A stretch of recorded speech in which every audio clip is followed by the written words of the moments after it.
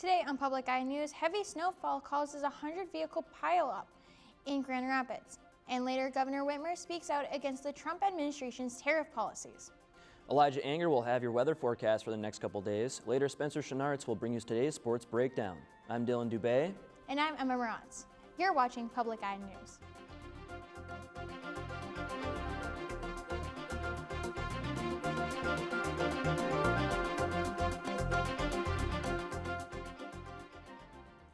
A snowstorm caused a 100-vehicle pileup on Interstate I-196, just south of Grand Rapids.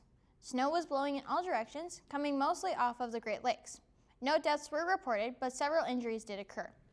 The storm stretched across several states, including Wisconsin, Indiana, Ohio, and New York. There were more than 30 semi-trailer trucks in the pileup. People in the pileup were transported to Hudsonville High School to get warm and stay out of the cold. There is another storm that is predicted to hit Michigan within the coming days. Interstate 196 is currently open. The Center for Disease Control has updated the childhood vaccine schedule, and the Michigan Department of Health and Human Services are reminding people that most insurance plans will cover childhood vaccines. With new federal guidance, all vaccines should not have any out-of-pocket cost. In December, the chief medical executive for Michigan announced that healthcare providers and families should follow the American Academy of Pediatrics immunization schedule. For questions about what vaccines are covered by insurance, people should contact their insurance provider or the Department of Insurance and Financial Services at 877-999-6442. Northern Michigan University is taking a major step toward cutting down on single-use plastics. The university has submitted a commitment letter to the National Wildlife Federation, officially beginning the process to become a certified plastics reduction partner. The move aligns with NMU's broader sustainability goals outlined in its strategic plan, Our Compass. Associate Vice President for Sustainability Jess Thompson says the program provides guidance toward becoming a zero-waste campus. One initiative already making an impact is the Reuse Pass program at Northern Lights Dining, which has prevented more than 6,400 disposable containers from being used, saving an estimated 4,000 pounds of carbon emissions. NMU plans to expand refill stations, reduce plastics at campus events, and continue encouraging sustainable habits across campus. And 19 Michigan airports are receiving a combined $9 million in state funding to address PFAS contamination. The Michigan Department of Environment, Great Lakes, and Energy announced the grants will support cleanup efforts tied to PFAS-containing firefighting foam used at airports. The funding will be used for testing and monitoring groundwater and stormwater cleanup strategies and the cleaning of firefighting equipment, including replacing turnout gear. Airports receiving grants include Cherry Capital Airport, the former Marquette County Airport, Houghton County Memorial Airport, and Pellston Regional Airport, each awarded $1 million. PFAS, often called forever chemicals, do not easily break down in the environment and can accumulate in people and wildlife. The grants are part of the Michigan PFAS response team's ongoing efforts to protect public health and reduce contamination statewide. And protests are spreading in places around the country over federal immigration enforcement. They've been met with increasing counter-protests and threats from President Trump to send in troops to the epicenter of it all, Minneapolis, Minnesota. Bradley Blackburn is tracking the latest. Protests continue in Minneapolis over federal immigration enforcement tactics. Nearly 2 weeks after the death of Renee Good, who was fatally shot by an ICE agent, the ICE surge continues too. This man was taken by ICE agents from his home in St. Paul, Minnesota over the weekend, but returned an hour later. His family says because he is a U.S. citizen with no criminal record. DHS says he matched the description of convicted sex offenders they were targeting who also live at the address. U.S. defense official tells CBS News some 1,500 active duty soldiers in Alaska are on standby for possible deployment to Minneapolis. President Trump has threatened to invoke the Insurrection Act to quell protests there. If I needed it, I'd use it. It's very powerful. Overnight on social media, President Trump called anti-ICE protesters who interrupted a church service over the weekend agitators and insurrectionists. The protesters accused one of the pastors at the church of working with ICE.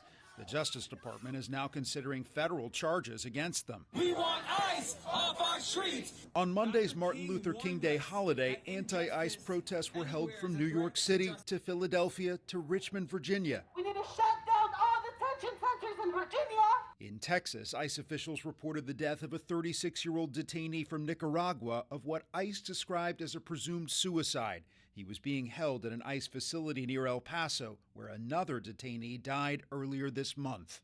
Bradley Blackburn, CBS News, New York.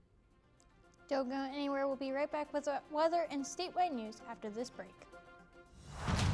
In this episode, actors Delroy Lindo and Liza Colon Zayas uncovered their roots. This is a wild ride. Did you have any idea? No. It's as if figures are emerging through a fog. Did you ever think you would learn the name of an enslaved ancestor? My people fight hard. Please turn the page. Pieces of myself are being filled in.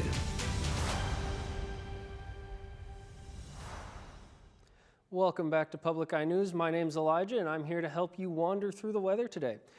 On that note, there is a cold weather advisory in effect until Saturday afternoon, so make sure to bundle up. And if you're willing to get bundled up, the northern lights are supposed to look fantastic this evening. Going over to our roof cam, it is sunny out. A little bit of clouds in the sky, but nothing too terrible. Some snow on the ground and some college students wandering through and braving the cold for class. Moving over to current temps around the UP, we have Houghton at 13 degrees and it's snowy.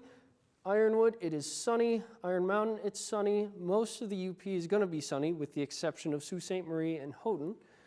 And Menominee, it's 4 degrees. Moving on over to the other side of the UP, Escanaba, we have 4 degrees.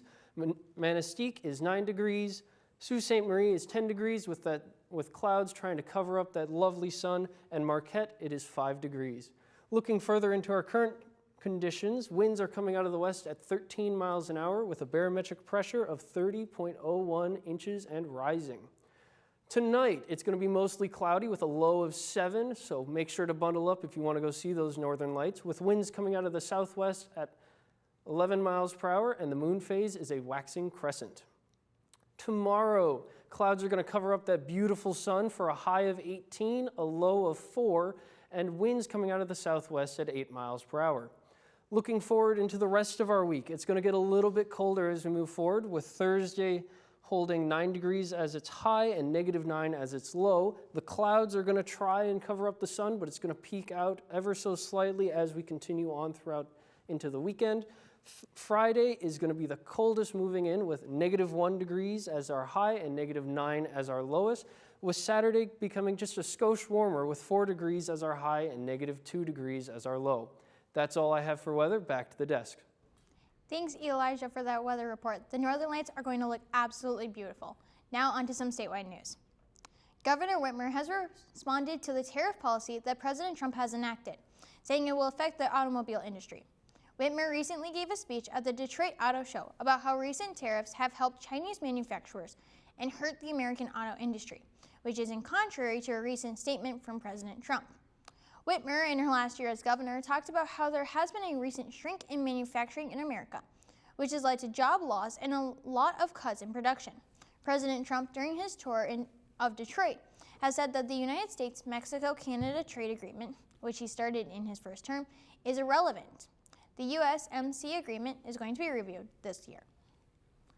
And Chinese electric vehicles in particular have made inroads in American markets in the past year. Canada announced earlier that it will cut tariffs on Chinese EVs in exchange for adjustment on Canadian farm products. Canada has been noticed as the easier target for Chinese car making, which harms the American automobile industry. Chinese electric vehicles are more inexpensive compared to American cars, with Chinese vehicles costing between $10,000 and $20,000, and American vehicles costing around $50,000, with electric vehicles costing more. In 2024, President Biden put a 100% tariff on Chinese vehicles, which Canada matched the import tax until last week. And 1 year since President Trump took office, the focus this week remains on foreign policy. He heads Davos, Switzerland later today for the World Economic Forum, where his push for Greenland is expected to dominate conversations at the summit. Natalie Brand has more details from the White House. President Trump leaves tonight for Davos, where European allies hope to de-escalate tensions over Greenland. But the president is making clear he's not backing down. Let's put it this way, it's going to be a very interesting Davos. Ahead of the summit, President Trump posted a series of eye-catching social media posts. One image of him planting the American flag in Greenland. It is not easy when we wake up every morning to new threats. Another revealing a private message from French President Emmanuel Macron saying, "I do not understand what you're doing on Greenland." At Davos today, Macron also addressed the president's newly threatened tariffs on allies over the issue. An endless accumulation of new tariffs that are fundamentally unacceptable, even more so when they are used as leverage against territorial sovereignty. In London, House Speaker Mike Johnson told British Parliament he hoped to calm the waters. We have always been able to work through our differences calmly as friends. We will continue to do that. I want to assure you this morning that that is still the case. The international tensions come as President Trump marks 1 year into his second term. The latest CBS News polling shows his approval rating at 41% overall, with many saying they want more focus on the economy. People have told us that their income isn't keeping pace with inflation. That's been a consistent story through the year, and so they have been looking for the administration to put more emphasis on lowering prices. President Trump says in Davos he will deliver the message that America's economy is strong. He's also expected to talk about affordability. Natalie Brand, CBS News, the White House. Now don't go anywhere because we're going to have a Super Spencer Sportscast right after this short break. Tune in to the heartbeat of the Upper Peninsula. At Public Radio 90, we're more than just a frequency on your dial. We're your trusted home for national public radio. Let our diverse blend of music be the soundtrack to your day. Public Radio 90, where community comes alive. Tune in and let your imagination soar. Don't miss Weekday with Hans Ahlstrom, Monday through Friday from 3 to 4. You're listening to member-supported Public Radio 90, WNMU FM. Welcome back to Public Eye News. I'm Spencer Schnartz, here with your sports recap. We start tonight with defense making headlines for Northern Michigan basketball, and it's getting noticed across the GLIAC. On the women's side, redshirt freshman Jordan Schmidl earned GLIAC Defensive Player of the Week in grabbing 10 rebounds in back-to-back road wins against Lake Superior State and Saginaw Valley State, doing it in limited minutes off the bench.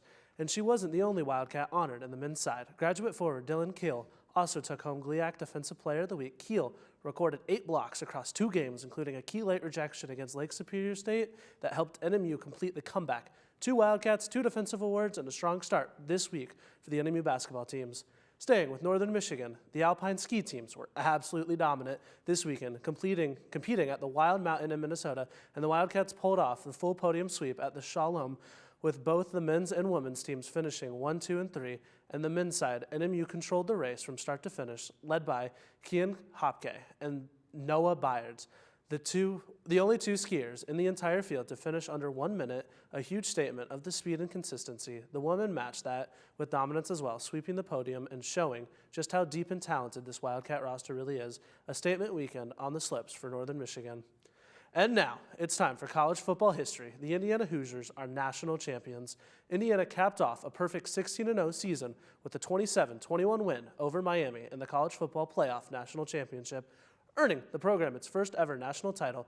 The Hoosiers' Heisman Trophy winner, Fernando Mendoza, delivered when it mattered most, throwing for 186 yards and selling it with a 12-yard touchdown run on 4th down late in the game. Indiana built momentum early as well, jumping out to a 10-0 halftime lead, helped by a block punt return for a touchdown, and then held off Miami's push into the second half. And give major credit to head coach Curt Cignetti, who had just in his second season turned around Indiana from a struggling program into the best team in the country. A perfect season, a national championship. How about them Hoosiers? That's all I have for sports. Now back to the desk. Thanks, Spencer, for that sports report. And that's all the time we have here at Public Eye News. I'm Emma Rotz. I'm Dylan Dubé. We'll see you next time.